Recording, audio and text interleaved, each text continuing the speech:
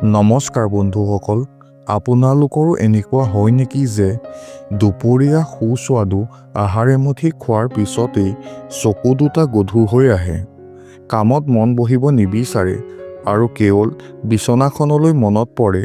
যদি হয়, তেন্তে আজিৰ এই ভিডিঅ'টো কেৱল আপোনাৰ বাবে। বহুতৰে ধাৰণা এয়া এটা স্বাভাৱিক কথা, কিন্তু আপুনি জানেনে যে এয়া কোনো গুৰুতৰ বেমাৰৰ আগজাননীও হ'ব পাৰে। আজি আমি আলোচনা কৰিম ভাত খোৱাৰ পিছত টোপনি অহাৰ বৈজ্ঞানিক কাৰণ আৰু ই কেতিয়া বিপদজনক হ'ব পাৰে। গতিকে ভিডিঅ'টো শেষলৈকে চাব, কাৰণ শেষত মই 5টা এনেকুৱা টিপছ দিম যিয়ে আপোনাৰ এই আলস্য পলকতে নোহোৱা কৰিব। প্ৰথমতে জানো আহক, খোৱাৰ পিছত টোপনি কিয় আহে।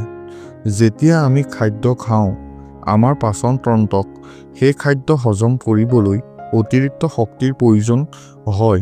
ফলত শৰীৰৰ বেছিভাগ তেজ পাচন তন্ত্ৰৰ ফালে প্ৰবাহিত হয়। ইয়াৰ ফলত মগজুৱে সাময়িকভাৱে অক্সিজেন আৰু তেজৰ যোগান অলপ কমকৈ পায়, যাৰ বাবে আমি অলস অনুভৱ কৰোঁ। লগতে আমি খোৱা কাৰ্বহাইড্ৰেটে শৰীৰত চেৰ'টেনিন নামৰ এবিধ হৰম'ন নিঃসৰণ কৰাত সহায় কৰে, যিয়ে আমাক টোপনি ভাব আনি দিয়ে। এইটো কিবা বেমাৰৰ লক্ষণ নেকি? এতিয়া আহোঁ আটাইতকৈ গুৰুত্বপূৰ্ণ কথাটোলৈ। সামান্য টোপনি অহাটো স্বাভাৱিক, কিন্তু যদি এয়া অত্যধিক হয় তেন্তে সাৱধান। ডায়েবেটিছ।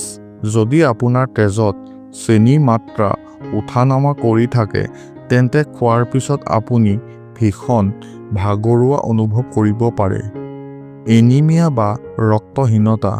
শৰীৰত আইৰণৰ অভাৱ হ'লে অক্সিজেনৰ চলাচল কমে, যাৰ ফলত খোৱাৰ পিছত উশাহ ল'বলৈ কষ্ট হোৱা বা ভাগৰ লগা হ'ব পাৰে। থাইৰয়ড। হাইপ'থাইৰয়ডিজমে আপোনাৰ মেটাবলিজম লেহেমীয়া কৰি দিয়ে, যাৰ ফলত আপুনি সদায় টোপনি অনুভৱ কৰে। নিম্ন ৰক্তচাপ। খোৱাৰ পিছত যদি তেজৰ চাপ হঠাৎ কমি যায়, তেন্তে মূৰ ঘূৰোৱা বা টোপনি অহাটো নিশ্চিত। আমাৰ ভুল অভ্যাসসমূহ। কেতিয়াবা আমাৰ বেমাৰ নহয়, আমাৰ কিছুমান অভ্যাসেও ইয়াক মাতি আনে, যেনে অধিক তেল মছলা থকা খাদ্য খোৱা, একেলগে বহুত বেছি ভাত খোৱা বা কমকৈ পানী খোৱা।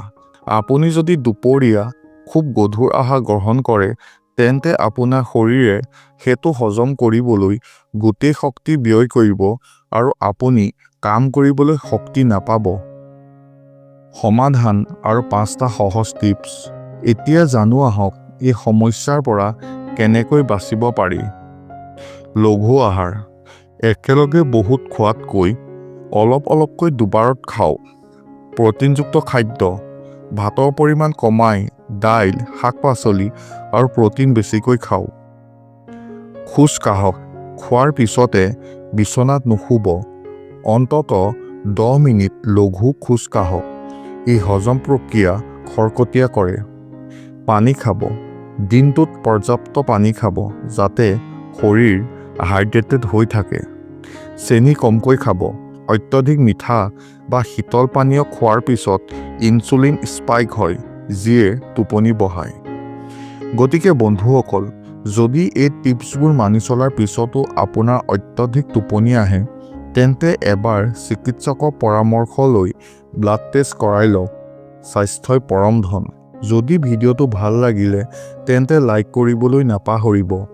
আপোনালোকৰ কাৰোবাৰ এনেকুৱা সমস্যা আছে নেকি? তলত কমেণ্ট কৰি জনাওক আৰু এনেকুৱা দৰকাৰী স্বাস্থ্য টিপছ পাই থাকিবলৈ আমাৰ চেনেলটো এতিয়াই ছাবস্ক্ৰাইব কৰি লওক। ধন্যবাদ।